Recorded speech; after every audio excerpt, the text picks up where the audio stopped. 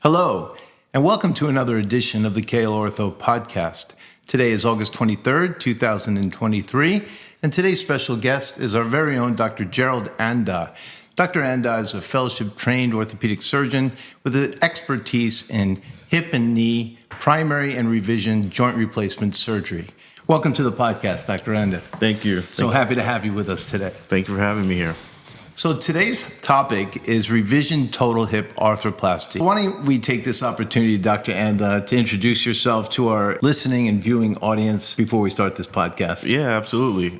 So my name is Dr. Anda. I'm from Ghana. Originally, I went to school at Penn in Philly for about 13 years, did the first half of my training there, and finished up with a fellowship in adult reconstruction, which is basically hip and knee replacements at Montefiore in New York City. Okay, so it's so good to have you with us, Dr. Anda. Why don't we just take this opportunity, first of all, to just inform our viewing and listening audience about hip replacement surgery and revision hip replacement surgery in particular. Right, absolutely. So, most people know about primary hip replacements, which is having your hip done the first time around.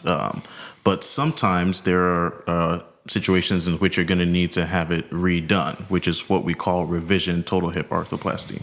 Okay, great. So what are some of the reasons that people would sometimes have to encounter the need for a revision hip replacement? All right.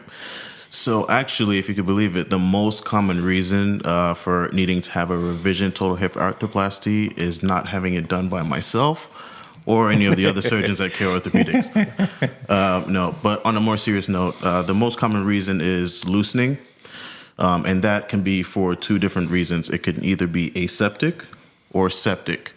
All that means is that one could be without an infection and one could be with an infection. Some of the other reasons for needing a revision hip replacement are instability, and so as you know, hip replacement has a ball in the socket, and so sometimes that ball can pop out of the socket, and so that's another reason. And that can happen for multiple reasons, but that's another reason why you might need a revision hip replacement. Yeah. So how long are these primary hip replacements supposed to last in general? So, the longevity of these implants, the literature tells us is about 80 to 90% of them are still good at about 20 to 30 years. It's incredible. They've made some significant strides over the years. Absolutely. In hip replacement and knee replacement surgery in particular. Yeah. And what are some of those things that affect the longevity of implants? So some of the things that affect the longevity of the implants is the durability of the materials that are used for the total hip replacements. Mm-hmm. There have been so many advancements in the last 10, 20 years that make these implants so much more durable that, the literature itself hasn't even caught up to how long they last, to be honest.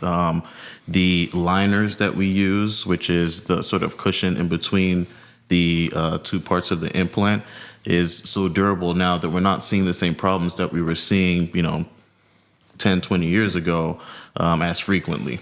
And then the materials that the actual hip implants are made of are titanium, and so they're very durable, and they last a very long time.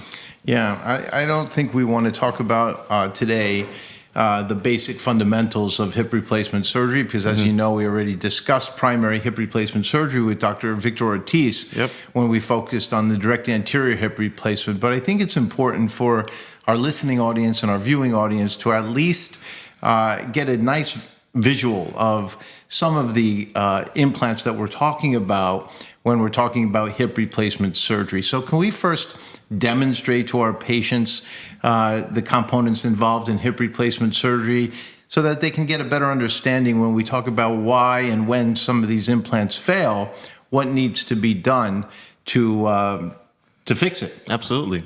So we're going to start out with the acetabulum, which you can think of as the socket component for your hip replacement. So as you can see here, it's a hemispherical shape, okay? And it has these holes in case you need to put screws in it to increase the stability or fixation. The other part of this component is this liner in the center of it. And this is what I was talking about as the cushion that, it provides a buffer between this and the other aspects of the total hip replacement. So this liner is what has had, so many changes happen over the last few years to make it so durable that these are lasting even longer than the 20, 30 years that we're accustomed to having it last. Right. So just so the patients are clear, the first thing we do when we do a hip replacement is we dislocate the hip, right? Right, yep. The hip replacements are traditionally done for hip arthritis when there's a bone-on-bone arthritic painful condition, right? Yeah. So we have to provide the patients with a new, what we call a bearing surface, right? And in the hip, it's a ball and socket joint. Just like in the shoulder, it's a ball and socket joint. So what you are holding up in your hand is the socket of the ball and socket joint, right? So the first thing we do, as Dr. Ortiz and I have discussed in the past, is we first prepare the acetabulum. So we ream the acetabulum with instruments to prepare a hemispherical socket to allow us to install that shell, right? What we call the shell. Yep. Once that shell is seated into the bone, it's a nice press fit fixation typically. Sometimes we'll have to augment that with screws to supplement that fixation. Yeah. But then the new ball you put in has to articulate with something. And that something is that plastic liner that you described. Mm-hmm. So far we've talked about the shell and we've talked about the polyethylene liner or the plastic liner. Now that liner could be made up of different materials, but most commonly we're using in 2023 a plastic or polyethylene liner, Yeah. right? Mm-hmm. So let's talk about the stem now. Yeah. So for the stem, this is an example of a primary hip replacement stem, where you can see that it has the bulk of its shape in the proximal or top part of the implant. This fits in the proximal part of your bone that's called the metaphysis, and this fits in the actual canal of your femur. So this is the stem portion of your hip replacement. You can see that it has some quoting around the implant here, and that helps bone to grow and attach to the implant to increase the stability. Right. And some of the innovations in orthopedics, especially joint replacement surgery, have largely been made in the implants themselves. It's not just the way that surgeons are performing the hip replacement, but the vendors have contributed significantly in the technological advancements of total hip replacement surgery too, by providing us with better products, better implants. Absolutely. And we'll talk about that more in detail in the future. Yeah, absolutely. So one of the things that has changed over the years is the shapes of these implants, right? They have all sorts of tapers and they have different shapes and sizes that allow it to fit into the bone more specifically. Yeah, and the materials as well. Mm-hmm. Some of them used to be very stiff and rigid, and now the stiffness associated with these implants, especially these titanium implants, is much more bone friendly, where these implants will now become more load-sharing devices as opposed to load-bearing devices, which has significant impact on the longevity of the total hip construct, correct? Yeah, and so the materials that they're using for these implants now match a lot more closely the stiffness of our bone, and that allows it to distribute force, more evenly throughout the bone. Right. So, Dr. Anda, why don't you describe what I'm holding in my hand right now, and you can show our viewing audience how a total hip replacement construct is put back together during surgery. Absolutely. So what we're looking at here is is half of your pelvis right here, and then this is the top part of your femur, right? And so when we're doing a hip replacement, you can see that this socket is prepared for this implant to fit in a press fit way, which sort of means that we're using the friction of the implant to hold it in place, and the bone grows into it over time. This is that liner that we've spoken about that provides a cushion between the other part of the implant that I'm about to show you and this socket implant. So this is the proximal or top part of your femur, right? Your thigh bone. Your thigh bone, where the stem of the implant is going to sit, and it literally fits in there like that. It's just like that, especially when we're in surgery too. And then we relocate the hip. So you have the ball fit into the socket just like that, okay? And then eventually I'm just gonna take this apart actually and show you guys. This is how you move your hip after hip replacement. See how it looks perfect and beautiful. So that's what we call the bearing surface now. In this model in particular, we're seeing this purplish color, lavender color ball, and that is an example of what we call a ceramic head. Ceramic heads are very commonly used in primary and revision total hip arthroplasty these days. And in this particular model, this ceramic ball is articulating with a plastic polyethylene liner that's inserted into a titanium shell that is also inserted into the native acetabulum. And in the femur or the thigh bone, you saw Dr. Anda place a titanium stem. And this is what we call a total hip replacement. So as we've discussed, total hip replacement surgery is an operation that is incredibly successful. It's really changed the lives of millions and millions of people across the world over the years. It is considered to be one of the most successful orthopedic operations performed. But that being said, ultimately, some patients require a revision. Dr. Anda already discussed some of the common reasons for revision total hip replacement, including but not limited to loosening, instability, and infection. Those are probably the three most common reasons for failure of total hip arthroplasty and need for revision surgery. So let's try to focus on this very complicated topic, but communicate it to you in layman's terms so it's fairly simple to understand when something might be wrong with your hip replacement and when you need to consult an orthopedic specialist like Dr. Anda to get your total hip replacement evaluated. So, Dr. Anda, let's first talk about when we perform primary total hip arthroplasty. What is typical for routine follow-up for a hip replacement?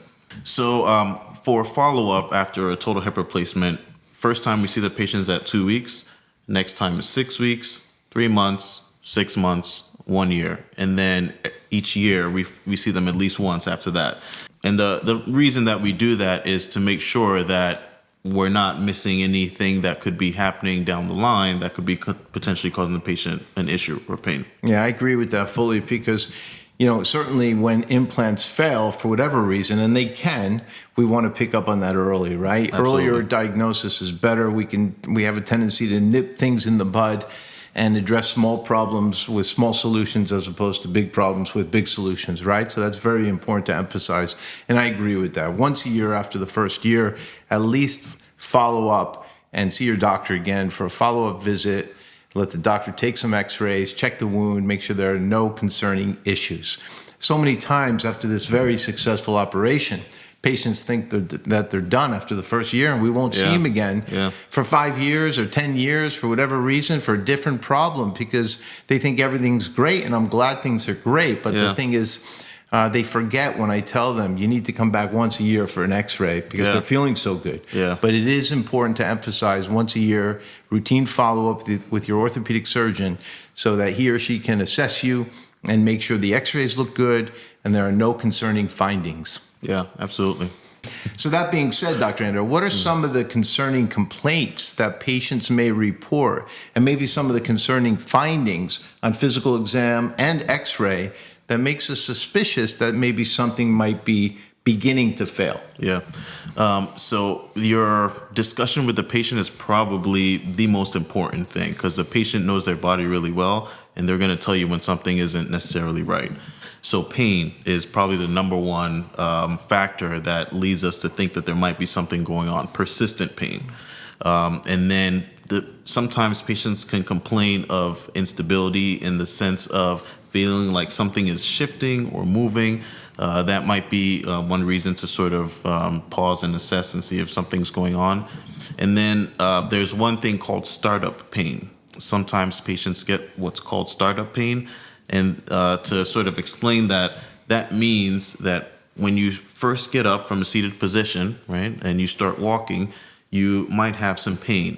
as the implant starts to settle into a better region or a better location, that pain eases up. So that indicates that the implant might be loose. Yeah, when they start to weight bear, when they get up out of bed or get up out of a chair and start to weight bear, they immediately get that stiffness. Yep. Very often they complain of stiffness more than anything. And that's that microscopic subsidence of the implant into a stable configuration. And if that is something that you're experiencing, you definitely need to see your orthopedic surgeon or one of us to get that assessed, because it's very, very important not to miss loosening of an implant. Absolutely. So that startup pain is a classic complaint, and it's often associated even more than pain with stiffness. Patients say, I'm stiff, I can't really walk immediately. I have to sort of stand up and hold on to something for a few seconds until I can get my bearings, and then they start walking and they're better. And surprisingly, the more they walk on a loose implant, the better they feel, because as they're continuing to walk through it and put their body weight through that construct, it is stabilizing the implant in the bone. And although that implant is loose, they feel better when they're walking on it. Right. But that is something that you have to see your doctor about quickly. Yep, absolutely. So you mentioned startup pain, stiffness we talked about. What other signs and symptoms might they be concerned about if they have, for instance, an infection? Right. So things that you want to look for if you have an infection is redness around the incision area. If you have drainage after your total hip replacement 2 weeks after surgery, that is something that's concerning and should be evaluated by your doctor.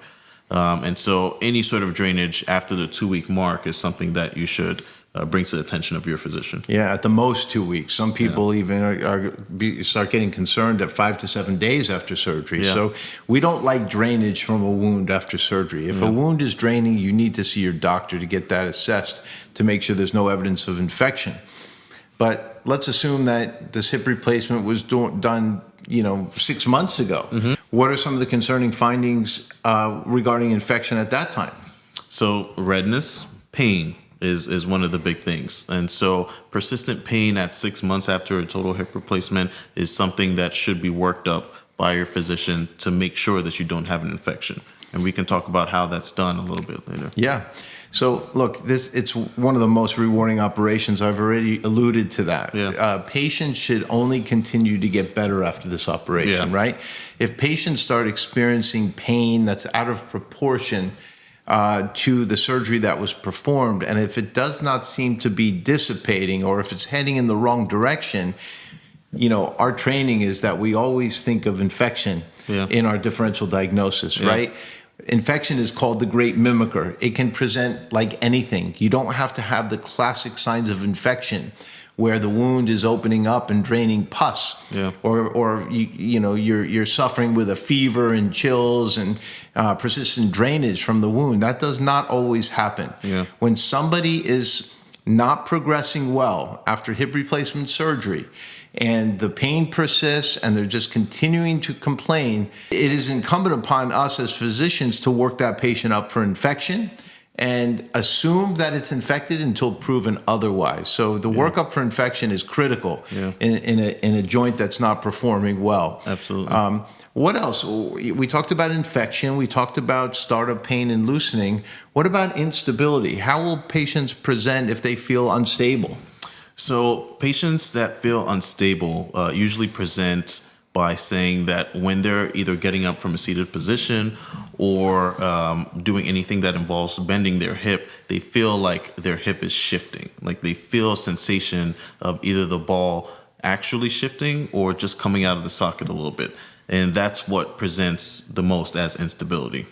Yeah, and instability can be catastrophic for the patients, Absolutely. right? Instability can cause literally the joint to dislocate. And when patients dislocate, they're miserable. The hip, the construct just completely dislocates. The ball falls out of the socket. The patients endure a significant deformity. Sometimes Their sciatic nerves can be irritated or stretched during that traumatic event. And certainly the patients cannot weight bear on a hip construct that is unstable and dislocated. So instability can happen for a myriad of different reasons, right? Absolutely. What are some of those reasons that a hip can be unstable? So probably one of the primary reasons that a hip can be unstable is if the tension in the muscles around the hip has not been adequately restored. And so there are different ways that you can restore the tension, but we have muscles around our hip, several different kinds of muscles. And if the tendons that are attached to those muscles are not stretched out appropriately, that might allow the ball to pop out of the socket at some point after your hip replacement. Exactly. That's critical to restore what we call the offset, right? When we do total hip replacement surgery, our goal is to restore the proper offset or tension of the muscles and tendons that keep the hip stable. And again, the onus is on us to make sure that we restore that offset properly. And nowadays, especially at the Kale Orthopedic Center, when we employ the latest and greatest technologies with respect to designing patient-specific customized total hip replacement surgery using proprietary software and CAT scan technology, where we do a virtual hip replacement right on a computer, and then robotic technology to make sure we put it in accurately and precisely, we're able to properly restore the patient's offset exactly how we want to restore that so that the patients are stable and comfortable and their leg lengths are proper. And all that is very, very important to ensure a successful outcome for the patients right after this procedure. So those are some of the most common reasons for need for hip replacement revision surgery. So let's talk about them a little bit in more detail. First and foremost, let's talk about infection, okay? So we talked a little bit about the fact that patients can get infections early on and even later, right? What are some of the reasons for acute infections? Infections that are occurring right after surgery, for instance. So right after surgery, sometimes what we talked about drainage, because if there is fluid coming out of the wound, that means that there's a potential for bacteria to get into the wound. So that's probably one of the more common reasons for getting an infection in the acute period, which is soon after your surgery. So that drainage can come from the surgery itself. It can come from blood thinners too, right? It's you know, patients can get blood clots after joint replacement surgery or any orthopedic surgery or any surgery in general. But certainly joint replacement surgery does put patients at risk, and some patients are at a higher risk than other patients. And we have to put those patients on blood thinners. So it's sort of a catch-22, but we have to do it because we don't want our patients to get blood clots and pulmonary emboli. But if they do get placed on an aggressive blood thinner and they end up bleeding a little bit, that some of that blood can continue to drain out of the wound. And that is something that can potentially predispose our patients and other patients for infection, correct? What other risk factors can increase the patient's risk of infection? So sometimes some comorbidities that patients have, including diabetes, rheumatoid arthritis, things like that might put you at increased risk for getting an infection. And the reason that that happens is that when you have those conditions, it really decreases your body's ability to fight off bacteria and puts you at higher risk for getting an infection. Also, patients that have a higher body mass index are also at risk for getting an infection for the same reasons. Certainly. And smokers too, right? And smokers, People that smoke, it definitely deleteriously affects your circulation and increases the risk of infection. Infections commonly occur from primarily a few different sources, right? One of those sources can be our own body, right? Because our skin is a barrier to infection, and there are a lot of organisms that live on our skin, right? So some of those most common infections are staph, right? And our bodies have staph epidermidis, for instance, all over it. Staph aureus is a very common infection. People can get infections from other infections in other areas of their body. If they have an upper respiratory tract infection or a urinary tract infection, a dental infection, these bacteria can get into the bloodstream and then ultimately circulate to the joint and infect your implant as well. And, you know, one of the other things, I'm glad you brought that up, is because we have a lot of bacteria, like you said, on our skin, in our gut, and also in our mouth, right? And so it is important that you let your physician know after you have a total hip or a total knee replacement when you're getting dental work done, because you're going to need to have antibiotics before you get the dental work so that whatever bacteria is in your mouth does not spread through your blood to your implant. Right.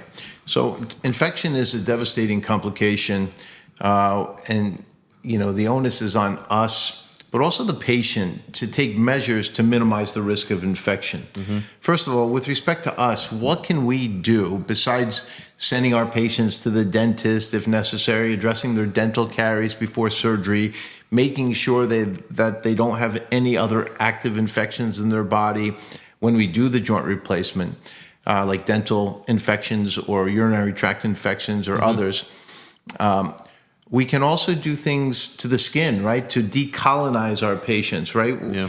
Speak about that for us if you can. So some of our pre-surgery routine involves reducing the amount of bacteria that you have on your skin and in other parts of your body. So we routinely have patients get what's called a HibaCleanse wipe, which is a special kind of solution that kills bacteria.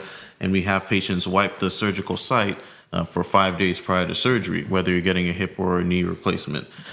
We also have patients use an ointment that kills bacteria that can live inside your nose. It's actually pretty harmful bacteria for the same amount of time prior to surgery to help reduce that risk of that bacteria getting to the implant that we put in. That's the Bactroban or the mupirocin ointment, correct? Yeah, so we take some measures to optimize our patients for surgery. But I think it's important for the patients also to take some responsibility because we're doing this operation together. Absolutely. We strongly believe that we're going to live up to our expectations and take responsibility, but it's important for patients to participate in their care as well, which means to optimize their medical health and nutrition status and weight prior to their joint replacement surgery. Absolutely. Some patients suffer from diabetes mellitus, and their hemoglobin A1C is high, it's poorly controlled. We recognize that through blood work, etc., but then we want the patients to participate to minimize the risk of infection by getting their diabetes under control. Yeah. Or we ask them to stop smoking, or if they're an autoimmune patient that happens to be on some medications that can increase the risk of infection, we ask them to consult with their rheumatologist or their primary care doctor to minimize the usage of certain medications like steroids before the surgery, which can compromise wound healing after surgery. So I think it's important to mention all those things because we can work as a team with our patients to really decrease that risk of periprosthetic infection. Yeah.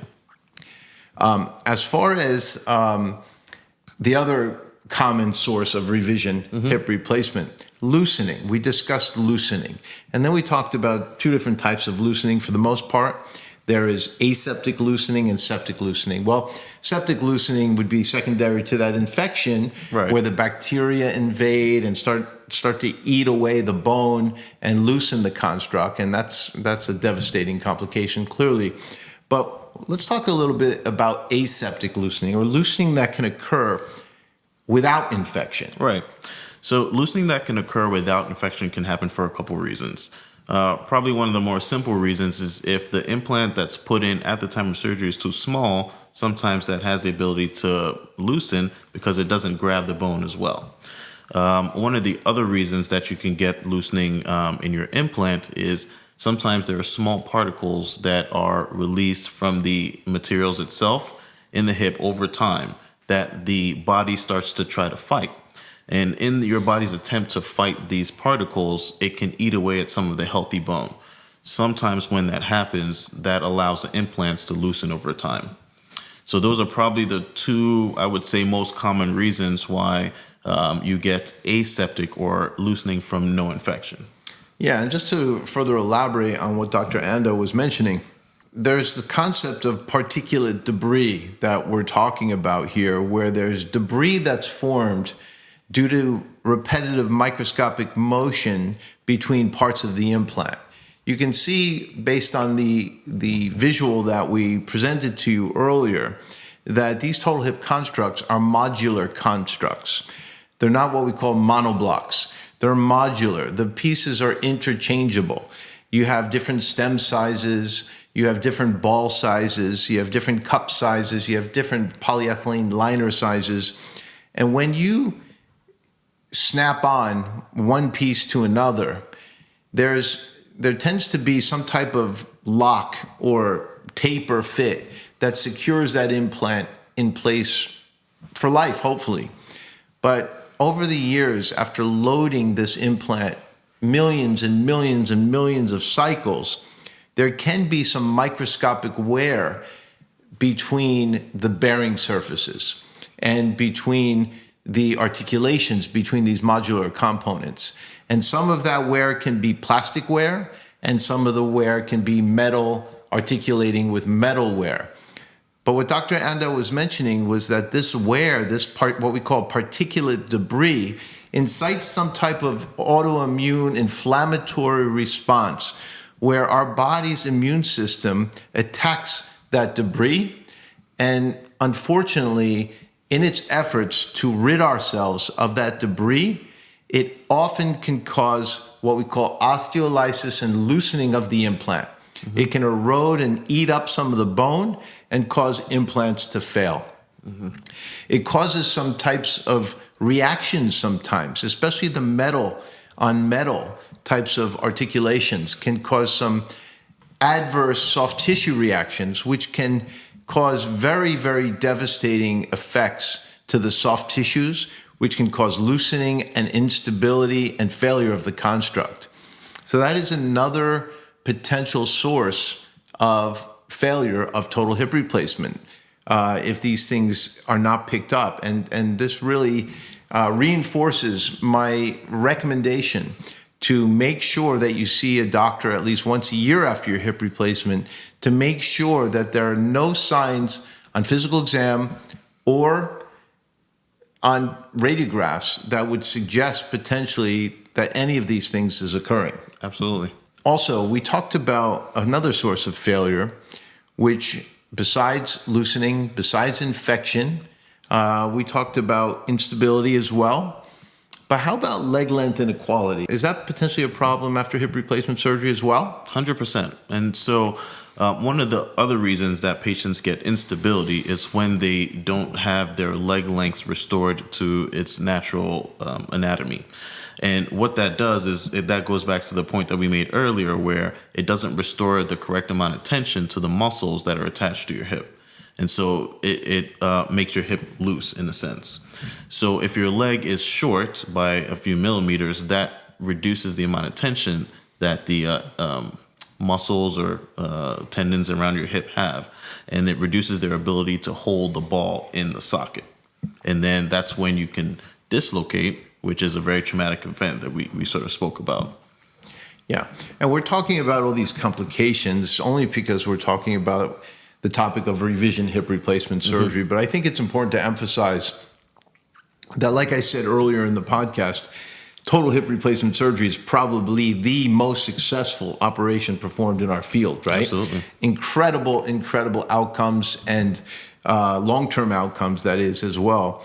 And these complications that we're discussing are incredibly uncommon. Absolutely. They can occur, but they're exceedingly uncommon. But I think it's important to talk about it just so the patients know that these things exist. And if they're suffering from any of these complications, that we do have solutions for these problems. And that's what we're here for today, to bring this information to you so that you can find hope if you're suffering from some of these complications, that we have solutions at the Kale Orthopedic Center.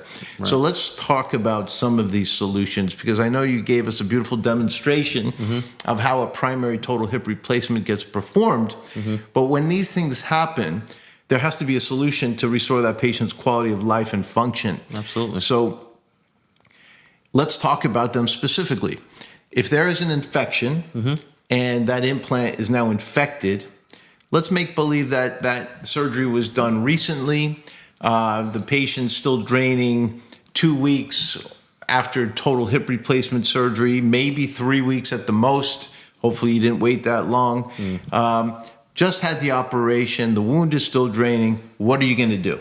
So first thing we do is work up an infection. And some of the ways that we do that, obviously with imaging and lab work. So blood tests. There are specific blood tests that assess your body's level of inflammation, which is a sign of infection. If those markers are high, then we, depending on how recent your surgery was, we either automatically take you back to the operating room, or we take some fluid out of the joint, if we're talking about hips right now, so out of the hip joint, and send that to the lab to see if it grows bacteria or has certain markers that indicate an infection. Once that's done, if you've had your surgery in the acute period, which is within a few weeks, then you can go back to the operating room and take out the replaceable parts of the hip, right? So there are some parts of your hip, the socket part and the stem, that take a lot more work to replace. And there are parts like the ball and the liner that can be replaced pretty easily. So in those situations where you have an acute spread of an infection that came from dental work or a UTI or an upper respiratory tract infection or something of that sort, the key is to be really aggressive and attack it really quickly. So we want to take those patients back to the operating room as soon as possible to try to save the implant. And so the real key in a situation like that is getting them to the operating room as soon as possible to get that treated. Yeah, so I think it's so important for patients to understand, if you have a total hip replacement that was just done and is still draining to 7 to 10 days after surgery, 2 weeks after surgery, more than likely you're going to have to get that hip washed out, cleaned up, and that hip will more than likely be able to be salvaged with that simple little washout. If you have a hip replacement that was functioning well for many, many, many years, and then all of a sudden you get an infection in your body somewhere, or have a dental procedure, or have an abscess in your mouth, or have a urinary tract infection, an ear infection, upper respiratory tract infection, and then suddenly, a couple weeks later, your previously well-functioning hip all of a sudden starts bothering you tremendously, there is a concern that maybe some of the infection got into the blood and then subsequently infected your well-functioning total hip. Mm-hmm. In that particular case, again, you're going to have to get that hip washed out quickly. Time is of the essence. See your doctor, let them assess you, and you may need to get that hip washed out if it is determined that you suffered from what's called an acute hematogenous spread to a well-functioning hip replacement. Then there's the patient that had a hip replacement that was never, ever, ever satisfied after their hip replacement, continuing to deteriorate, never satisfied, persistent pain, maybe startup pain, maybe evidence of loosening, osteolysis on x-ray. More than likely, that patient was suffering from a chronic infection, all the way dating back to the beginning.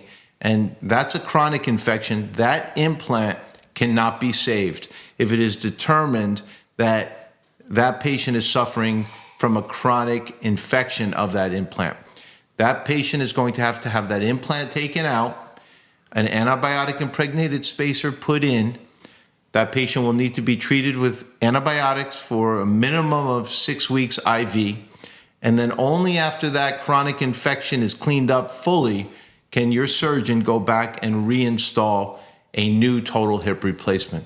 Right. Is there anything else you want to add to that? Yeah, the reason that we distinguish between having an acute infection and having a chronic infection is because of how bacteria behave. So I'm not going to get into too much detail, but the bacteria create a little cover around the implant if you give them enough time. So the reason we try to get to these acute infections quickly is so that we don't allow the bacteria to do that. But if you have a chronic infection, like you were just saying, if this has been going on for months and months or it never felt right, then most likely the bacteria has already created that cover, that film, that antibiotics cannot penetrate. Right? I think that's a great point, and I'm so glad you brought that up because it's so important to emphasize that. What he's talking about is this cover or lining that we call a glycocalyx.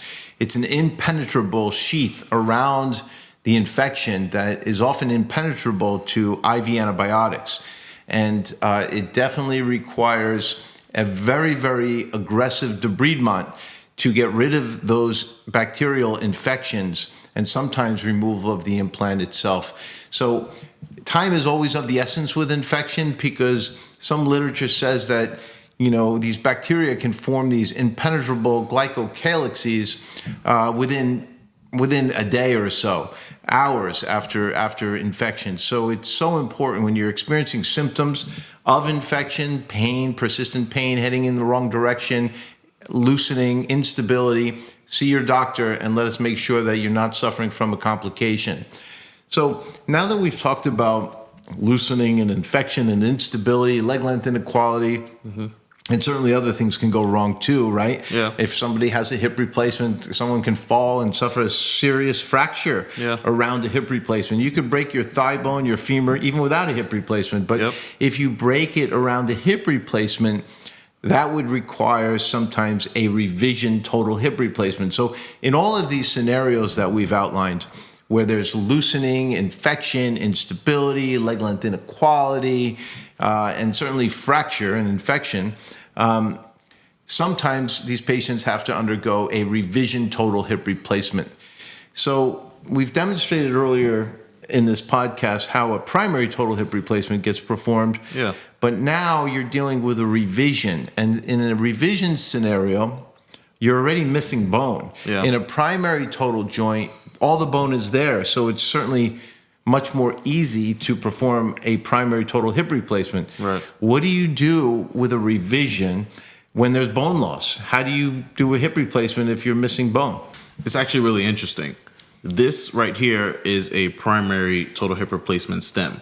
So you can see how it's wide at the top and gets really skinny down here because it gets most of its fixation in the top part of the bone. Because there's good bone there. Exactly. This is a revision stem. And you can see how it's much longer than the primary stem because this gets its fixation lower down in the bone. And that happens because when you're in the situation where you have to do a revision total hip replacement, the top part of the bone is compromised and the quality of the bone is usually not that good. And so now you have to go a level lower to get good fixation. So that's why these revision implants look so long, because they get their fixation in the bottom half of the bone. Yeah, the bottom half of the bone we call the diaphysis, or the shaft of the bone, right? The top part of the bone we call the metaphysis. And in the primary hip replacement, we typically get what's called metaphyseal fixation because there's good bone there. But in the revision scenario, it's very much compromised for the reasons we talked about. It can be infected, it can be horrible bone, it can be an area of what we call osteolysis for many different reasons where the bone gets eaten up and destroyed. And you can't rely on fixing a revision hip replacement most of the time in the metaphysis. Right. So we have to obtain what's called diaphyseal fixation. Yep. And if you can just show us those stems again, with diaphyseal fixation, we're dealing typically with those tapered fluted stems, right? So, and they're coated circumferentially. So let's show all that compared to the primary hip replacement that is coated proximally in the metaphysis. As you can see here, in Dr. Anda's left hand, you see that primary total hip coated strictly in the metaphysis. That's where the bone ingrowth and fixation takes place. It's what's called a tapered stem, and you get great fixation in that metaphyseal region in the virgin native femur. But in the revised femur, in his right hand, there's no good bone proximally. So he's demonstrating this long, tapered, fluted stem that's coated circumferentially that will allow bone to grow into all of that circumferentially. And the fluted stem will also provide a lot of rotational stability as well. Yeah. And so you can see how the primary stem is thick at the top, right, and thin at the bottom. Because, again, we're focusing most of our fixation at the top. But you can see in the revision stem, it's pretty cylindrical all the way down, and it's much thicker at the bottom half than you have in a primary stem.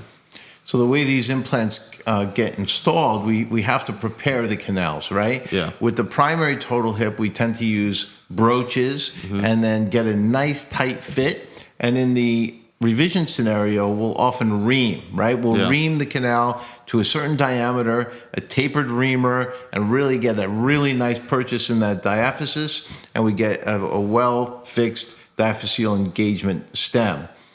Now let's focus our attention in the revision scenario now on the cup. What can happen in the cup, and how do we address these issues with bone loss in the acetabulum? So this is your acetabulum. Normally, in a revision situation, there is some amount of bone loss around the acetabulum. What we rely on for fixation in a primary hip replacement is these columns. So if there's a revision situation in which either the infection has eaten up the bone or there's osteolysis from wear particles for some other reason, sometimes there's no longer this support. And so there are a few different kinds of implants that you can use. Most of them are geared towards getting some sort of alternate stability instead of getting that press fit fixation between these two columns. So that can involve using screws, that can involve using constructs called a cup cage, that can involve using custom implants that are actually made specific per patient based on the amount of bone that's lost, called custom triflanges. And they're all geared towards getting screws and fixation in different parts of the bone other than the bone that's lost. Right. Fortunately, though, however, most of the time, patients can just get away with the doctor performing a revision of the cup, right? Yeah. By just putting in a bigger cup. Yeah. Just reaming the acetabulum a little bit more and putting a bigger cup. And it's probably the most common technique employed in the failure of the acetabulum, a revision total hip arthroplasty that affects the acetabulum. But what about with instability? When there's instability, what types of things can be done to address that? Whether it's changing the ball or changing offset stems, what can be done if a patient's just feeling unstable? Yeah. So there are two things that really affect your stability. That's one, we've talked about offset a couple times already, and your leg lengths. And so usually if your hip is unstable, one of those two things needs to be addressed. So at the time of the revision surgery, you can go in and increase the ball size, which is going to increase your leg length, or increase the amount of offset that you have, which is increasing the tension on those muscles and structures around the hip, so that you're putting in the hip tighter so it doesn't pop out. Right.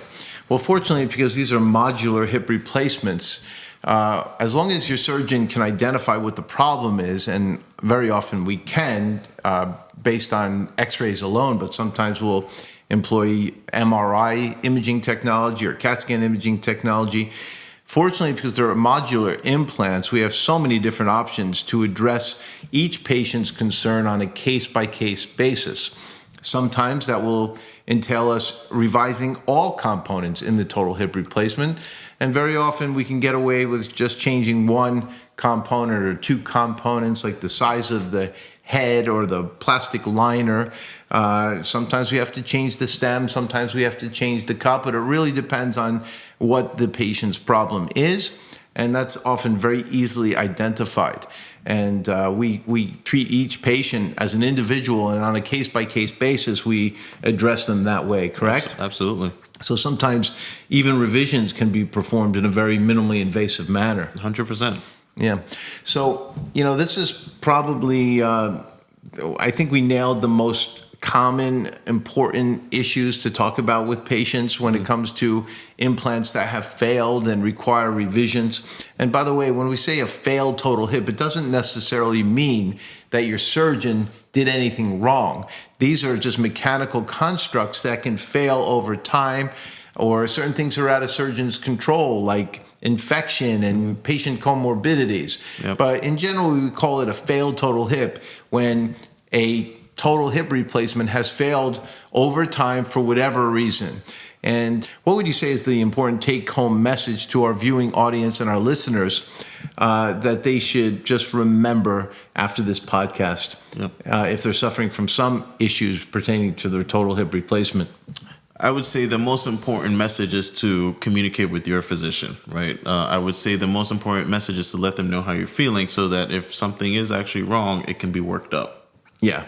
I mean, because common things are common and uncommon things are uncommon. And certainly when you say those buzzwords to us, we immediately start thinking of things in a differential diagnosis because we know what complaints are concerning and which ones are normal. So I think it's very important to communicate exactly how you're feeling to your doctor. Yeah. And the only other thing I'd like to add to that is that regular follow-up is so important regardless of how you feel, because an orthopedic surgeon can look at an x-ray and a million things can go through our minds based on the results of an x-ray. We know if something it looks perfect or if something's beginning to suggest that there's early wear, early loosening, or a problem that's developing. And certainly just by talking to us, we can start tabulating a differential diagnosis in our mind based on some of the buzzwords that you may or may not be saying to us. We want to know that you're doing well. We want to know that there are no problems. But if there are problems, we want to know about it the sooner the better, right? Absolutely. All right. So thank you so much for spending some time with me, Dr. Andon, to Thanks for help us having me. communicate to our patients Yeah. about hip replacements and problems that can occur with hip replacements and the need to see a specialist like Dr. Anda, who's always readily available and happy to see you at any time. So feel free to reach out. Thanks so much, Dr. Anda. It was a Thank you pleasure. for having me. Thanks for your time. All right.